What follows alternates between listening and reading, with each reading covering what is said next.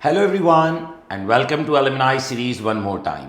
आज मेरे साथ जो गेस्ट हैं ये हमारे बड़े स्पेशल स्टूडेंट भी रहे हैं मिर्जा वाला के, और इनकी खास बात ये है कि इनकी कम्युनिकेशन स्किल्स बड़े आउटस्टैंडिंग है। यानी one of the most important चीज़ जो मैं बच्चों को कहता हूँ कि मार्केट में चार्टेड अकाउंटेंट तो बहुत मिलेंगे, लेकिन अच्छी कम्युनिकेशन स्किल, अच्छी प्रेजेंटेशन वाले कैंडिडेट्स ढूंढना मुश्किल होते हैं। तो हमारे साथ सलमान अहमद साहब हैं, ये बीडीओ के अंदर रिस्क एडवाइजरी में मैनेजर हैं। सलमान ने 2018 में इसी से क्वालिफाई किया था, और इस पूरी एलुमनाई सीरीज़ का ऑब्जेक्टिव ये है कि जो स्टूडेंट्स अभी एसी से कर रहे हैं उन्हें हम एडवाइस कर सकें, उन्हें गाइड कर सकें कि ड्यूरिंग एसी से जो आपके लिए हर्डल्स आ रही हैं they are just timely hurdles. Paper का रुकना, कोई डीमोटिवेशन आना, ये बहुत वक्ती चीज़ें हैं, लेकिन once you are done with the qualification तो सक्सेस आपके लिए बहुत इजी हो जाती है। सलमान जो फर्म वीडियो में वर्क कर रहे हैं ये दुनिया की बिग 5 फर्म्स के अंदर आती है, which is one of the very good opportunity. अच्छा, आप जानते हैं जैसे पाकिस्तान दुनिया की कोई बहुत टॉप परफॉर्मिंग इकनॉमी नहीं है, लेकिन दुनिया की बड़ी फर्म्स में काम करना it's obviously a very big achievement. तो सलमान आपके साथ अपनी करियर जर्नी शेयर करेंगे, और इस पूरी सीरीज़ का मकसद आप लोगों के रियल लाइफ प्रैक्टिकल इश्यूज़ को एड्रेस करना है। सबसे पहले मैं डिटेल में जाने से पहले सलमान आपको थैंक यू बोलूँगा कि आपने वक्त निकाला। और मैं हमेशा कहता हूँ कि बीइंग अ स्टूडेंट इंस्टीट्यूट में आना है तो बच्चे का काम होता है, उसका इंटरेस्ट जुड़ा हुआ होता है, but once you get qualified आपकी जॉब होती है, आपकी अपनी पर्सनल लाइफ होती है, उसमें से वक्त निकाल कर आना, और हफ्ते में जब एक ही दिन छुट्टी का मिलता है और 6 दिन ऑफिस वर्क करना है तो उस वक्त निकाल कर आना विदाउट एनी फाइनेंशियल ऑब्जेक्टिव, कोई फाइनेंशियल ऑब्जेक्टिव नहीं, ये लोग सिर्फ अपना वक्त निकाल कर आते हैं ताकि जो बच्चे भी एसी से कर रहे हैं उनको एड्रेस कर सकें, और जो प्रॉब्लम्स इन्होंने फेस करी ड्यूरिंग द जर्नी वो आज एक एस्पायरिंग चार्टेड अकाउंटेंट फेस ना करे। तो सलमान, मैं चाहूँगा कि सबसे पहले आप स्टूडेंट्स के साथ अपनी जर्नी शेयर करें, एंड मोस्ट इम्पॉर्टेंटली आज एसी से करके डू यू फील प्राउड? आपको लगता है कि भी मैंने कुछ अचीव किया है? क्या ये एक सही डिसीजन था? इस पर आप ज़रूर स्टूडेंट्स को गाइड करें please. First of all thank you so much वेस्ट मिर्चा वाला, thank you so much for having me. बहुत बहुत शुक्रिया आपने मुझे इनवाइट किया। So before we going to start, वेस्ट मिर्चा वाला से मैंने P6 के अपने एग्ज़ाम्स क्लियर किए थे। लेटर ऑन हम उसके डिस्कशन किए थे करेंगे कि हमने वो मैंने क्यों इनसे क्लासेस अटेंड की थी, and why it was necessary for me to have a one-on-one session for one-on-one session with him. So 2018 में आई गॉट क्वालिफाइड, और सब्सिक्वेंट टू दैट मैंने मेंबरशिप के लिए अप्लाई किया and got my membership certification. So ACCA मैंने start किया था after BCom। So on that time F1, F2, F3 होते थे, तो मैंने वो पेपर पास किए, F4, 5, 6, 7। सो अब with the passage of time जैसे चीज़ें दुनिया में इवॉल्व हो रही हैं, तो ACCA ने भी अपने एग्ज़ाम्स जो हैं वो इवॉल्व किए हैं। सो अब I think I am not pretty much aware about the current paper structure. Definitely तो टीचर्स हैं, इनको पता है। सो तब 14 होते थे, अब 13 हो गए हैं। तो मैंने अपना लास्ट पेपर जो दिया था वो 2018 में दिया था, जो कि P6 ही था, जो कि वेस्ट मिर्चा वाला से मैंने पढ़ा था। सो मूविंग ऑन, 2018 में आई got an opportunity in industry, जो कि एक कैपिटल मार्केट का सेंट्रिक पॉइंट है, विच इज़ NCCPL। सो मैं आपको थोड़ा सा एक कंपैरिजन भी ये बता दूंगा कि अगर आप इंडस्ट्री जा रहे हैं या ऑडिट फर्म जा रहे हैं, so what is the comparison, क्योंकि मैंने दोनों इन्वायरमेंट में एक रीजनेबल टाइम स्पेंड किया। सो इनिशियली बैक इन 2018 में थोड़ा सा ACCA CA की तरफ से ACCA स्टूडेंट्स को फर्म्स में इंडक्ट नहीं कर रहे थे। So I got an opportunity in NCCPL, जो कि ACCA का अप्रूव्ड एम्प्लॉयर था। सो मैंने ज्वाइन किया कंप्लाइंस डिपार्टमेंट में। I worked over there for like 1.5 year. So उसके बाद फिर मेरा एक दोस्त था, उसने मुझे बोला कि यार ग्रांट थॉर्टन में जो है वो हायरिंग हो रही है, so why don't you give me your CV, तो मैं तुम्हारा CV अंदर HR में सर्कुलेट करूँ। सो मैंने उसको कहा हाँ बिल्कुल बिल्कुल ठीक है। तो मैंने अपना CV उसको दिया, उसने आगे HR में दिया। Very next day I got an interview call, और उसी दिन मेरा पार्टनर के साथ इंटरव्यू हो गया, और वेरी नेक्स्ट डे उन्होंने मुझे ऑफ़र कर दी कि आप ग्रांट थॉर्टन आके ज्वाइन कर लें। सो उसके बाद फिर मैं ऑडिट फर्म्स में रहा, तो अर्न्स्ट एंड यंग गया, देन फिर BDO आ गया। सो अगर मैं आपको कंपैरिजन बताऊं from industry to audit firm, so मैंने तकरीबन 1.5 साल इंडस्ट्री में, तकरीबन 1.5 से 2 साल मैंने इंडस्ट्री में काम किया है। इंडस्ट्री में लर्निंग का जो पेस है वो उस पेस से नहीं होता जिस पेस से ऑडिट फर्म में पेस होता है। इंडस्ट्री में आप अपना एक लिमिटेड काम करते हैं, एक लिमिटेड आपका स्कोप ऑफ वर्क होता है, आपकी एक प्रॉपर हायरार्कीज होती हैं, आपको उसको फॉलो करना पड़ता है, आपको अपने मैनेजर के अप्रूवल्स लेने पड़ते हैं, ऑर्गेनाइजेशन की इंटरनल पॉलिसीज़ होती हैं, ऑर्गेनाइजेशन का अंदर स्ट्रक्चर होता है, आप उन पॉलिसी को ओवरराइड्स या उन कंट्रोल्स को ओवरराइड नहीं कर सकते। ऑडिट फर्म में back in 2018 when I got an opportunity कि मैं वहाँ पे काम करूँ, सो मुझे फर्स्ट 2 मंथ्स में पता चल गया था कि this is the right place, कि जहाँ मुझे होना चाहिए था। सो मेरा पहला असाइनमेंट जो था वो फाइनेंशियल इंस्टीट्यूशन का था, एसेट मैनेजमेंट कंपनी थी एक। I am not going to take the name of that EMC क्योंकि कॉन्फिडेंशियलिटी का इशू है। सो मुझे बहुत अच्छी रिकग्निशन मिली। उसके बाद फिर मैंने सारे असाइनमेंट्स मैंने लीड करना शुरू कर दिए। मैंने टेक्सटाइल किया, मैंने मैन्युफैक्चरिंग की, डिस्ट्रीब्यूशन किया, गवर्नेंस स्ट्रक्चर बनाए, मैंने इंटरनल ऑडिट्स परफॉर्म किए। So there is a lot of things. So बस वो that was the initial point when I realise कि नहीं यार, every person should have a experience of an audit firm. Why? Because जो audit firm है वो आपको एक अपॉर्चुनिटी देती है, ठीक है। when I was a trainee, when I was a junior, तो मेरे पास ये अपॉर्चुनिटी थी कि मैं हेड ऑफ ऑडिट के साथ जाके उनसे बात कर सकता था, उनसे निगोशिएट कर सकता था, जो मेरी ऑब्जर्वेशन होती थी मैं उनको डिस्कस कर सकता था। इसका मतलब ये नहीं है कि वो ट्रेनी से बात कर रहे हैं, इसका मतलब ये है कि मेरे पास ये अपॉर्चुनिटी थी कि मैं क्लाइंट पे जिनको 20-30 ईयर्स या 25 ईयर या मुझसे ज़्यादा, बहुत ज़्यादा एक्सपीरियंस था चीज़ों का, उनके साथ मैं अपनी चीज़ें, अपनी ऑब्जर्वेशन, अपनी रिकमेंडेशन उनके साथ एग्री करवाता था। So that was the motivation thing for me कि यार दिस इज़ द थिंग कि एक बंदा जो कि इंडस्ट्री में 20 ईयर्स 15 ईयर्स का काम कर रहा है और मुझे जस्ट 2 साल 3 साल हुए हैं, लेकिन I am in a position कि I can negotiate with them and I can tell them कि this is the right activity and this is the wrong activity and this is the compliant and this is the non-compliant. So वहीं Grant थॉटर में due to my communication skill I got an opportunity. So 2018 से मैं boards में audit committee को presentations दे रहा हूँ हमारी रिगार्डिंग हमारे internal audits, agreed upon procedures, any other recommendation provided by the board. So ये टाइम हो गया अब। सो इसके बाद अब अगर जैसे उवैस मिर्चा वाला ने कहा कि ACC ने आपके अंदर क्या कंट्रीब्यूट किया, I think ACC is the most practical qualification जो कि आपको प्रैक्टिकल लाइफ का एक्सपीरियंस देती है कि जब आप ऑडिट फर्म जाते हैं तो आप अपनी स्टडीज़, जो आपने एकेडमिक चीज़ें सीखी होती हैं, आप उसको इम्प्लीमेंट कर रहे होते हैं। सो इन माई ओपिनियन ACCA जो है वो सबसे ज़्यादा रेलेवेंट क्वालिफिकेशन है। एक ये बात, लेकिन अगर हम लास्ट 2 ईयर्स जो, let's talk about practical things, last 2 years में जो इकोनॉमिक रिसेशन चला जिसकी वजह से पॉलिटिकल इंस्टेबिलिटी पाकिस्तान में हुई, मल्टीपल रीज़न हुए, इन्फ्लेशन रेट्स इंक्रीज़ हो गए, इंटरेस्ट रेट इंक्रीज़ हो गए। सो ACCA क्वालिफिकेशन अब एक ऐसी क्वालिफिकेशन बन गई है कि लोग इस क्वालिफिकेशन को लेते हैं और इंटरनेशनल अपॉर्चुनिटीज़ को इमिग्रेशन में और मल्टीपल इसके एक्सपोजर्स जो है वो ले रहे होता है।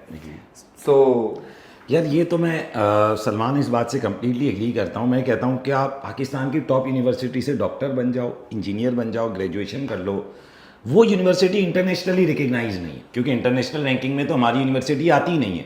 लेकिन जब आप ये ACCA कर रहे होते हो तो ये है UK बेस्ड क्वालिफिकेशन, यानी इसके लिए बोला ही जाता है कि ग्लोबल चार्टर्ड अकाउंटेंसी है। तो जो बच्चे बाहर जाना चाहते हैं उनके लिए तो ये आइडियल अपॉर्चुनिटी होती है। अच्छा सलमान, आपकी डिस्कशन से अभी मेरे दिमाग में एक सवाल आया और ये आजकल के बच्चों का एक बड़ा इशू है।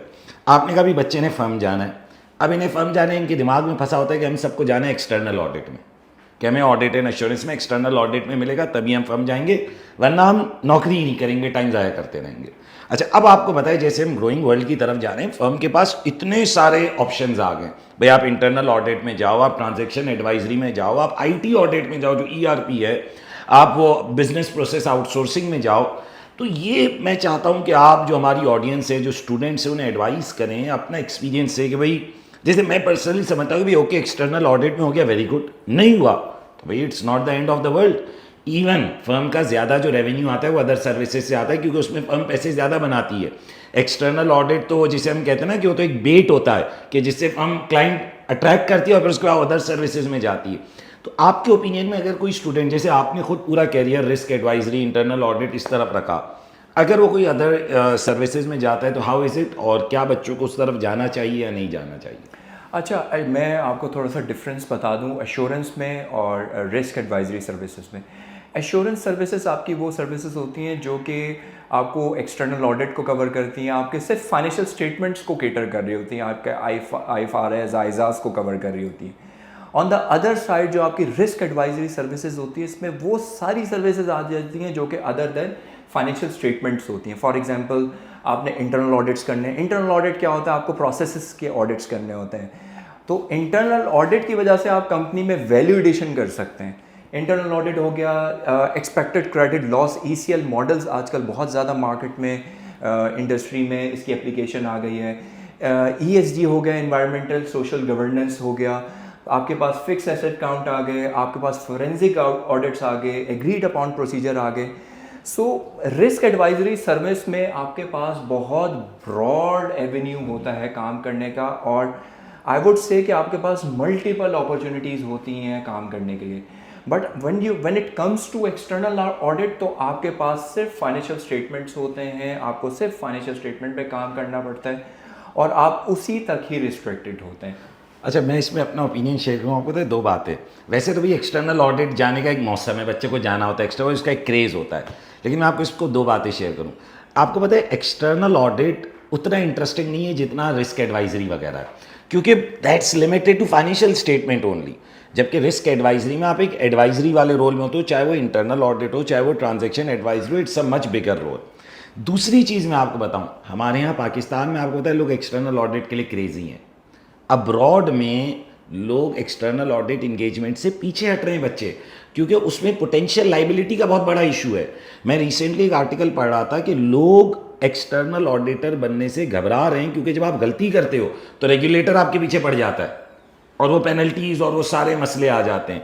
जबकि रिस्क एडवाइजरी वगैरह में ये वाला एक्सपोजर बहुत कम है। तो मेरा तो ओपिनियन हमेशा होता है कि भाई अगर आपको अदर डिपार्टमेंट्स में अपॉर्चुनिटी मिल रही है तो you should always go for it. Salman, एक दौर होता था जब आप इंटरव्यू में इंटरव्यूई होते थे, इंटरव्यू देने जा रहे होते थे, लेकिन आज आपको माशाल्लाह अल्लाह ने इतनी तरक्की दी है, आप मैनेजर बने हुए हो, तो कितनी जगह आप इंटरव्यूअर होते हो और वो बच्चे आपके सामने इंटरव्यू देने आते हैं। तो कभी कभार हम किसी के इंटरव्यू ले रहे होते हैं तो ऐसा दिल में होता है कि यार अगर ये बात कह देता, इसमें ये स्किल होता, मैं इसको रख लेता, यानी या कभी कभार कुछ लोग ऐसी गलती कर जाते हैं कि उसको देखकर दुख होता है कि यार मैं इसको रखने वाला था और इसने ये गलती कर दी। क्या ऐसे स्किल हैं, क्या ऐसी चीज़ें हैं, क्या ऐसी मिस्टेक्स हैं जो बच्चे अवॉइड करें जब वो फर्म में आ रहे हैं, जिन गलतियों को अवॉइड करें या वो स्किल से पहले अपने आप को इक्विप करके आएँ कि वो टॉप कैंडिडेट बन जाए, वो आप ज़रूर हमारी ऑडियंस को एडवाइस करें। अच्छा देखिए, मैं क्योंकि BDO में इंटरव्यूज़ भी कंडक्ट कर रहा होता हूँ अपने डिपार्टमेंट में, मेरे साथ एक और मैनेजर होते हैं, वो भी इंटरव्यूज़ कंडक्ट कर रहे होते हैं। तो नॉर्मली हम इन दो एरियाज़ को बहुत ज़्यादा फोकस कर रहे होते हैं। अच्छा, ये जो स्ट्रैटेजी है ये वेरी करती है इंटरव्यूअर टू इंटरव्यूअर। अच्छा, इन माय ओपिनियन अगर एक बच्चा जो है वो ACCA क्वालिफाइड है या ACCA के उसने कोर पेपर पास किए हुए हैं, तो मुझे नहीं लगता कि अगर ACCA ने उसको पास किया हुआ है तो अगर मैं उससे क्रॉस क्वेश्चनिंग करूँ तो विच इज़ इररेलेवेंट। मेरे लिए ये होता है कि एक इंटरव्यूई है वो एक कंप्लीट प्रोडक्ट हो, उसको ठीक है काम करना आता हो, अदर देन काम के अलावा उसके स्किल सेट क्या है, वो लीजर टाइम में क्या करता है, वो फैमिली के साथ कैसा होता है, वो सोशल कैसा है। तो मैं इस बेसिस पे भी उसको असेस कर रहा होता हूँ।